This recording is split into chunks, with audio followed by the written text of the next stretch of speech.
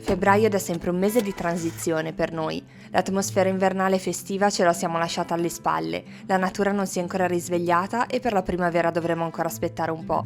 Ci mancano gli alberi di quel verde acceso e il profumo di fiori nell'aria. Scegliere delle mete di viaggio in questo periodo è sempre difficile, ma qualcosa di bello ci sembra proprio di averlo trovato. L'idea è quella di visitare un luogo non lontano da casa, da poter esplorare in meno di 24 ore, sfruttando al massimo la bella giornata di oggi. Siamo a metà mese, ma fa già incredibilmente caldo per la stagione in cui siamo. La nostra scelta alla fine è ricaduta sulla zona sud del lago di Garda. Siamo partiti all'alba per goderci tutte le ore di luce della giornata e per iniziare la mattina nella nostra prima tappa, Borghetto sul Mincio.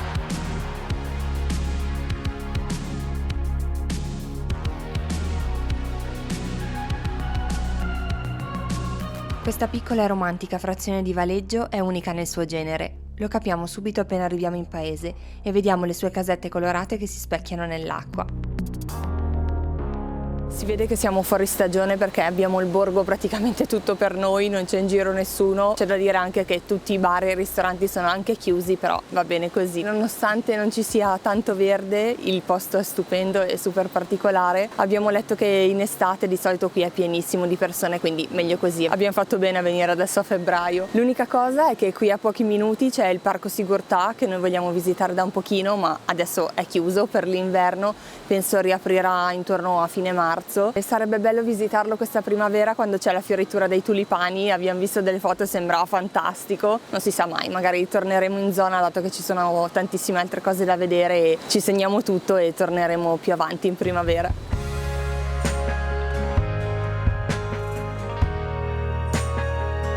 Come prima cosa ci fermiamo a fare la colazione. Abbiamo trovato un bar con tavolini all'aperto con vista fiume. Niente male iniziare così la mattinata, in totale relax. Oggi tra l'altro è San Valentino. Noi non siamo soliti festeggiarlo, ma questo piccolo borgo è davvero romantico. Il ponte Visconteo si riflette perfettamente nelle acque del Mincio, grazie a questa splendida luce mattutina.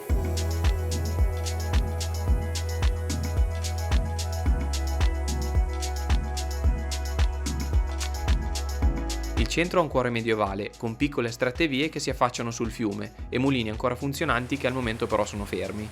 Deve essere molto bello dormire in una di queste costruzioni così originali e addormentarsi con il rilassante suono dell'acqua che scorre.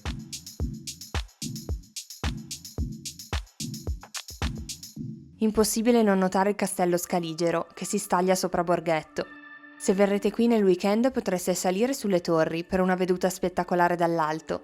Anche la visuale dal suo cortile interno non deve essere niente male comunque. Facciamo una passeggiata sul lungo fiume per vedere il borgo da un'angolazione diversa, prima di salutarlo e andare verso la nostra prossima meta. Ma prima di svelarvela, prendetevi un secondo per lasciare un mi piace al video e magari per iscrivervi al canale se non l'avete ancora fatto.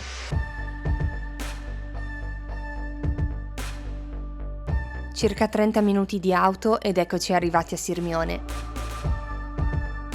Tra tutti i bellissimi paesi che si affacciano sul lago di Garda, questo borgo è senza dubbio uno dei più particolari e per questo abbiamo scelto di visitarlo.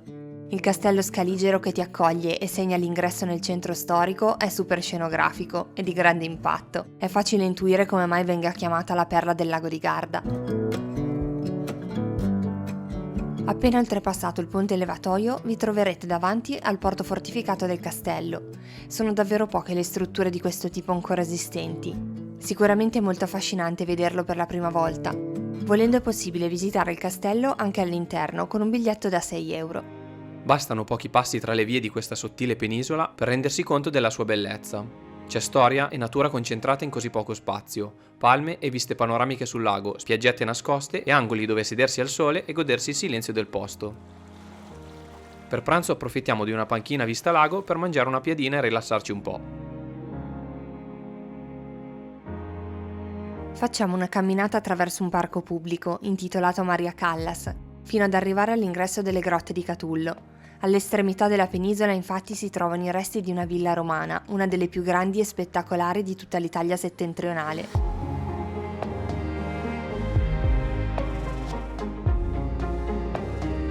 Dopo un breve tratto sterrato si apre davanti a noi un immenso uliveto che fa da contorno al parco archeologico e al museo. Il panorama sul lago è straordinario e nonostante ci fossero un po' di persone, il posto è talmente grande che vi sembrerà di essere da soli.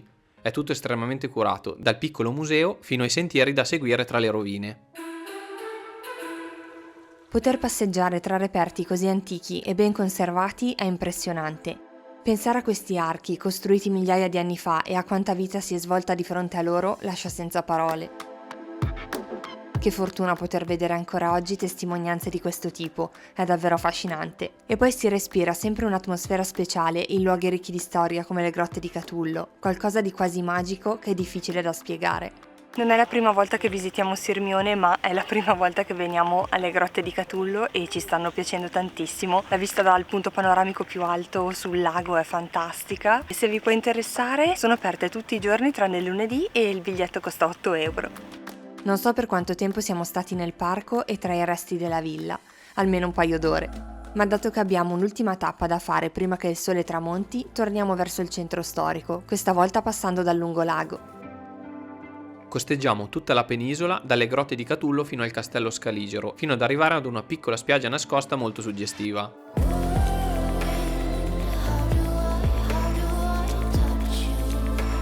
Facciamo anche la nostra prima pausa gelato del 2024. Mentre siamo seduti su un muretto che dà sulla Darsena, ci accorgiamo di quanto sia trasparente l'acqua del lago, è di un blu stupendo.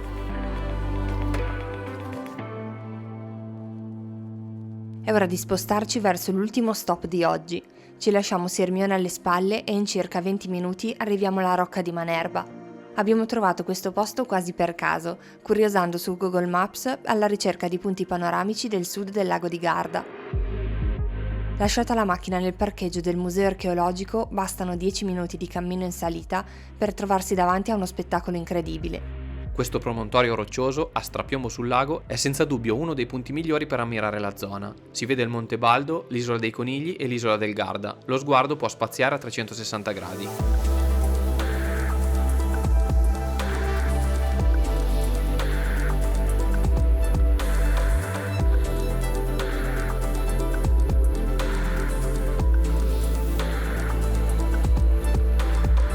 Il tramonto è ancora più bello visto da qui. L'acqua e le montagne si colorano di rosa mentre il sole scende oltre l'orizzonte. C'è una grande pace. Abbiamo davvero trovato il posto giusto per goderci questo momento da sogno e concludere la nostra perfetta giornata invernale.